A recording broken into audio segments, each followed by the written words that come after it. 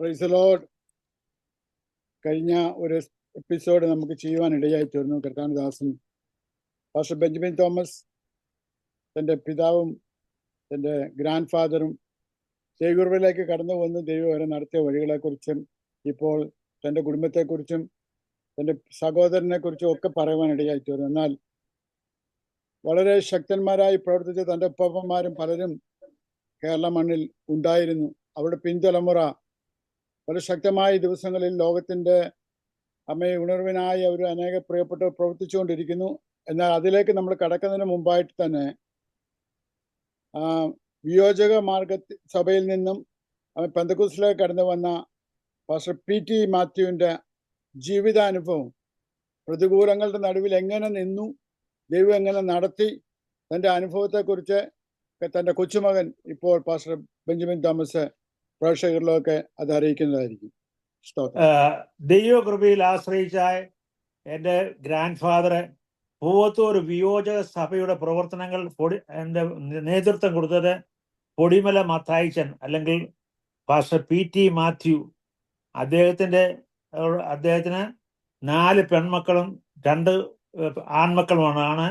മൂത്ത ആണാണ് എൻ്റെ പിതാവ് പാസ്റ്റർ പരേതനായ പാസ്റ്റർ പി.എം. തോമസ്. പരേതനായ പാസ്റ്റർ പി.എം. ഫിലിപ്പ് രണ്ടാമത്തെ മകനാണ്. സഹോദരിമാർ 4 പേരാണ്. എന്നാൽ കർത്താവിൻ്റെ വേലയോടനുബന്ധിച്ച് ഒരുപാട് കഷ്ടങ്ങൾ തൻ്റെ ജീവിതത്തിൽ നേരിടേണ്ടി വന്നു. തന്നെ കുടുംബത്തിൽ നിന്ന് പുറത്താക്കി. തനിക്ക് വിശ്വാസത്തിലേക്ക് കടന്നു വന്നത് മാത്രം തനിക്ക് കിട്ടാനുള്ളതായ 8 ഏക്കർ സ്ഥലം കടലാമണക്കുകൊണ്ട് തൻ്റെ പിതാവ് തനിക്ക് ഒരു കുറിയാണ്ടും ഒരു അടിയിലിരിക്കുന്ന ഇത് കൊടുത്ത് 8 അടിയും കൊടുത്താണ് തന്നെ വീതം കൊടുത്ത് ഇറക്കി വിട്ടത്. എന്നാൽ അതിൽ താൻ നിരാശനായില്ല. തൻ്റെ പിതാവിൻ്റെ ജ്യേഷ്ഠനും തനിക്ക് ഒരു പെങ്ങളുണ്ടായിരുന്നു. പിതാവും വിശ്വാസത്തോടെ ഒന്നുമില്ലാതെ ഇറങ്ങി തിരിച്ച് മുഖാന്തരം അന്ന് ഒരു നായർ കുടുംബത്തിൽപ്പെട്ടതായ ഒരു സഹോദരൻ കടം കയറിയപ്പോൾ എൻ്റെ ഗ്രാൻഡ് ഫാദറ് അന്ന് തുച്ഛമായ പൈസ കൊടുത്താണ് ഒരു 8 ഏക്കർ സ്ഥലം വാങ്ങിച്ചതും ആ സ്ഥലമാണ് പിന്നീട് അനേക ദൈവദാസന്മാർ അവിടെ വന്ന് ദൈവത്തെ ആരാധിപ്പാൻ ദൈവം ഇടയാക്കി. അതാണ് ഉണർവിൻ്റെ മുമ്പിൽ അനേകരെ സഹായിപ്പാൻ ഈ സ്ഥലം ഉപയോഗിച്ചു.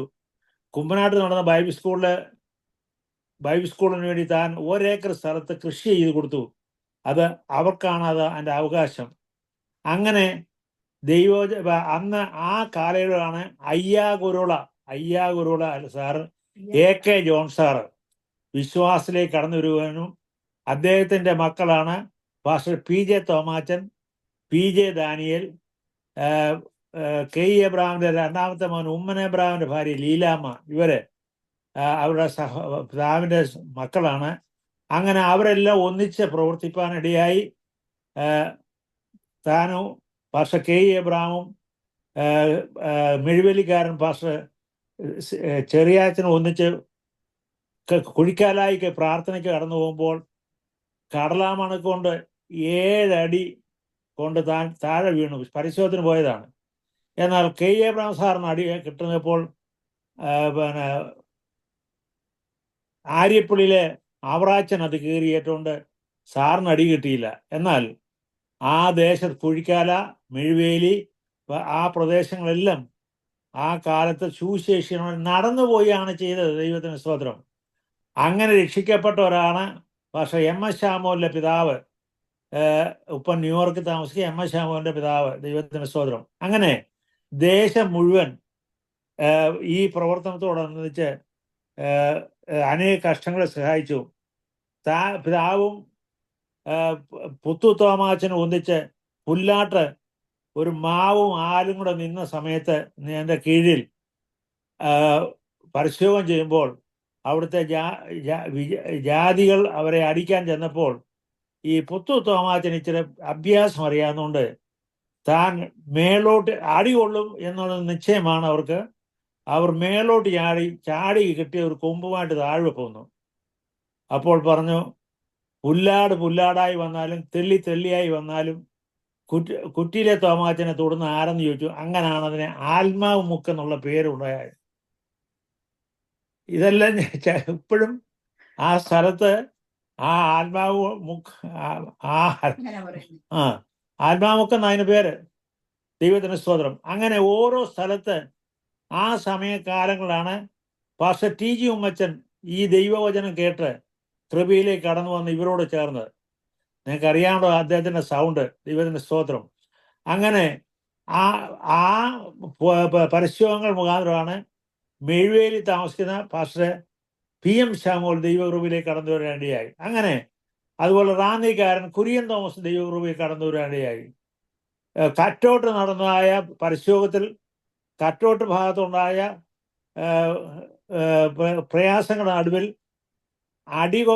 കച്ചവടം ചെയ്തുകൊണ്ടിരിക്കുന്ന ഡൽഹി ചാക്കോച്ചൻ എന്ന് പറയുന്ന അദ്ദേഹം അവരെ രക്ഷിച്ചത് കൊണ്ടാണ് അവരും വിശ്വാസി വന്ന് അദ്ദേഹവും അവസാനം കർത്താവിന്റെ വിലയോടനുസരിച്ച് ഡൽഹിയിൽ പോകാനിടയായി. പ്രിയമുള്ളവരെ, അന്ന് അനുഭവിച്ച കഷ്ടത അനേകരെ വിശ്വാസത്തിലേക്ക് നടത്തിയ മാത്രമല്ല, വന്നവർ കർത്താവിന്റെ വേലയിൽ അവർ വർദ്ധിച്ചു എന്നുള്ളതൊരു കാര്യം മറന്നുപോകരുത്. ദൈവത്തിന് സ്തോത്രം. അതുപോലെ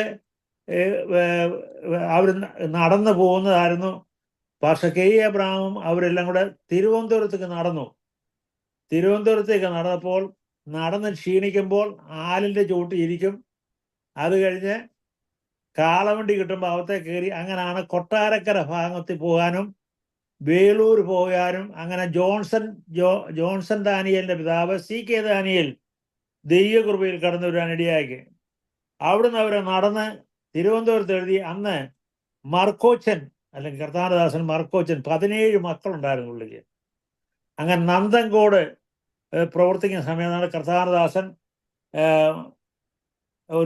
ഒരു സന്യാസി ദൈവകൃപയിലേക്ക് കടന്നു വരാനിടയായി. ഇന്നും ആ സന്യാസിയുടെ ആശ്രമം എല്ലാം തിരുവനന്തപുരത്ത് ഞങ്ങൾ ബെമ്പായത്ത് ചെന്ന് കഴിഞ്ഞാൽ കാണാൻ കഴിയും. ദൈവത്തിന് സ്തോത്രം. അങ്ങനെ ഹിന്ദുക്കളിൽ നിന്നും മറ്റുള്ള ജാതികളിൽ നിന്നും അനേകര് ദൈവകൃപയിൽ കടന്നു വരാനിടയാക്കി.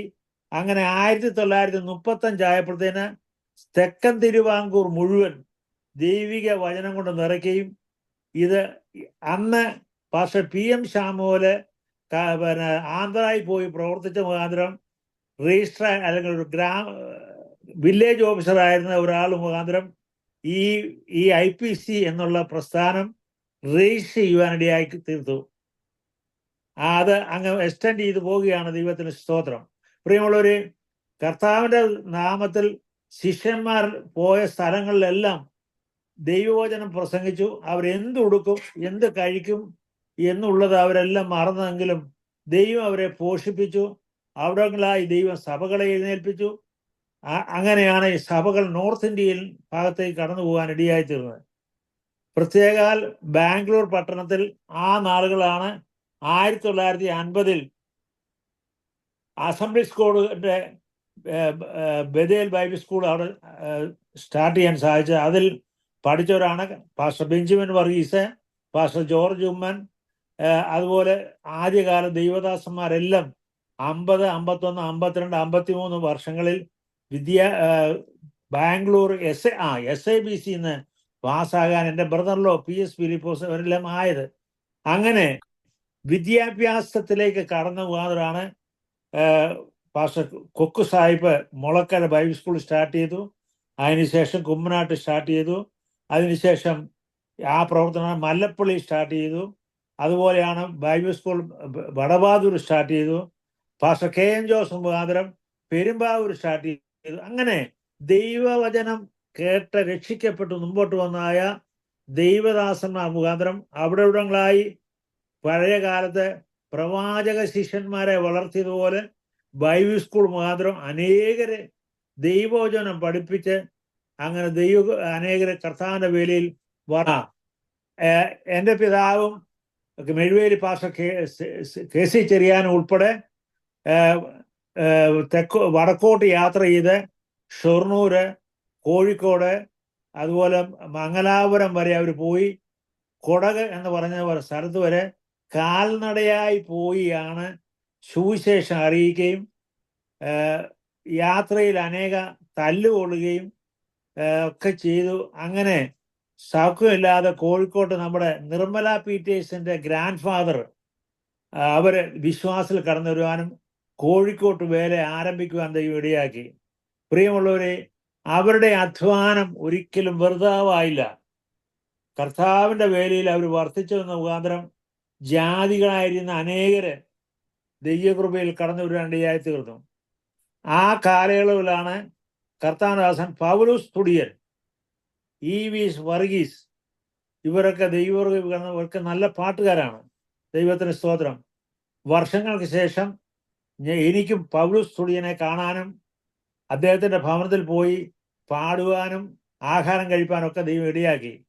അന്ന് എൻ്റെ ഗ്രാൻഡ് ഫാദറിന്റെ കാലത്ത് അവരൊക്കെ ആ പ്രദേശങ്ങളിൽ കടന്നു പോയതുകൊണ്ട് അവര് ആ 42 കള്ള് ചീത്തുകാര് ദൈവങ്ങളിൽ കടന്നു വരുവാൻ ഇടയായി.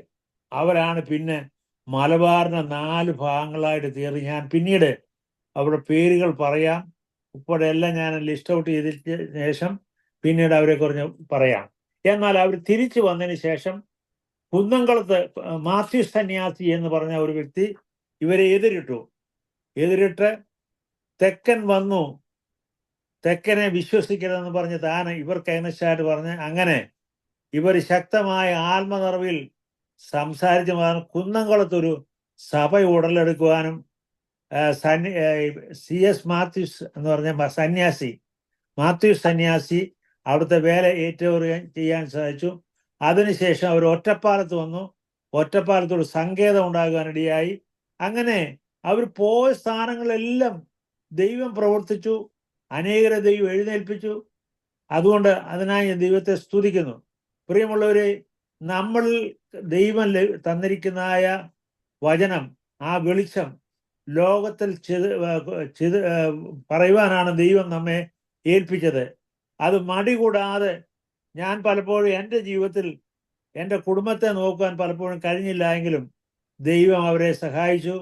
കുഞ്ഞുങ്ങൾക്ക് വിദ്യാഭ്യാസം ലഭിച്ചു. കാര്യം ഞാൻ കർത്താവിൻ്റെ വേല ചെയ്തപ്പോൾ എൻ്റെ വീട് നോക്കേണ്ട കർത്താവാണ്. അതുകൊണ്ട് ഇന്നും ഈ ദേശത്ത് കടന്നു വന്നത് മുഖാന്തരം പിന്നെയും തുടർന്ന് പ്രവർത്തിപ്പാൻ ദൈവം ഇടയാക്കിക്കൊണ്ടിരിക്കുന്നു. ഒരു വിഷയം കൂടെ പറഞ്ഞ് ഞാൻ വാക്കുകളെ അവസാനിക്കാം. ഇവർ യോഗം കഴിഞ്ഞ് പോകുമ്പോൾ ഒരു പൂവമ്മലയുള്ള പേര് ഞാൻ മറന്നുപോയി, പാമ്പ് കടിച്ചു. അന്ന് പാള വെച്ചാണ് ഇദ്ദേഹം രക്തം ഛർദ്ദിച്ചത് പിടിക്കുന്നത്. പാസ്റ്റർ KE എബ്രഹാമും എൻ്റെ ഗ്രാൻഡ് ഫാദറും പാസ്റ്റർ KC ചെറിയാനും കൂടെ പോയി.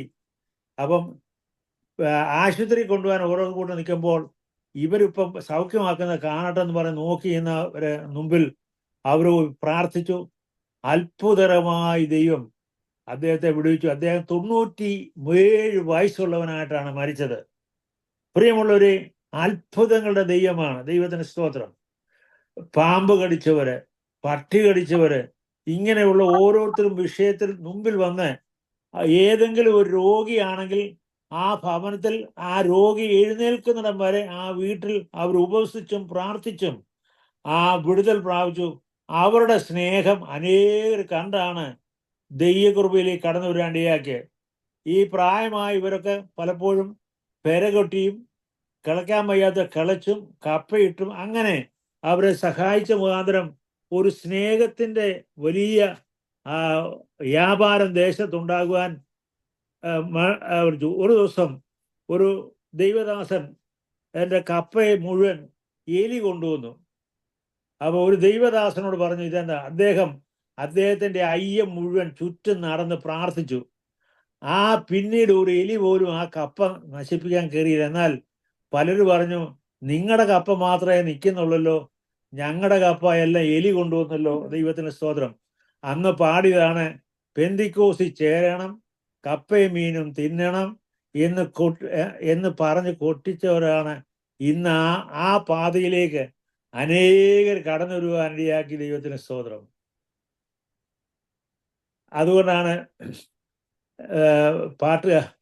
വീണ്ടെടുക്കപ്പെട്ട കൂട്ടമേ, വേഗമുണർന്നു രക്ഷകന്റെ വേല ചെയ്യുവീൻ.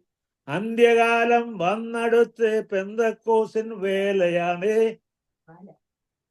അന്ത്യകാലം വന്നടുത്ത് പെന്തക്കോസിൻ ജാലയാണ്.